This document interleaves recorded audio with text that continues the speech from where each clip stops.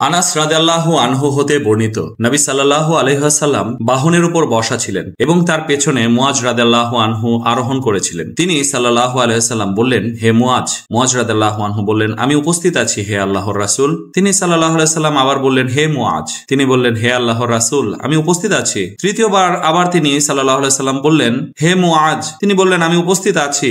এভাবে মুআজকে তিনবার ডাকলেন এবং মুআজ তিনবারই তার উত্তর দিলেন। অতঃপর তিনি সাল্লাল্লাহু আলাইহি ওয়াসাল্লাম বললেন, আল্লাহর যে বান্দা খাঁটি মনে ঘোষণা দিবে আল্লাহ ছাড়া প্রকৃত কোনো ইলাহ নেই, আর মুহাম্মদ সাল্লাল্লাহু আলাইহি ওয়াসাল্লাম আল্লাহর রাসূল, আল্লাহ তার উপর জাহান্নাম হারাম করে দিবেন। তখন মুআজ রাদিয়াল্লাহু আনহু বললেন, হে আল্লাহর রাসূল, এই সুসংবাদটি কি আমি লোকদেরকে জানিয়ে দিব, তারা যাতে খুশখবরি শুনলে খুশি হয়? তিনি সাল্লাল্লাহু আলাইহি ওয়াসাল্লাম বললেন, না, তাহলে তারা এর উপর নির্ভর করে বসে থাকবে। আনাস রাদিয়াল্লাহু আনহু বলেন, মুআজ রাদিয়াল্লাহু আনহু শুধুমাত্র হাদিস গোপন করার অপরাধে অপরাধী হওয়ার ভয়েই মৃত্যুকালে এই হাদিসটি প্রকাশ করে গিয়েছেন।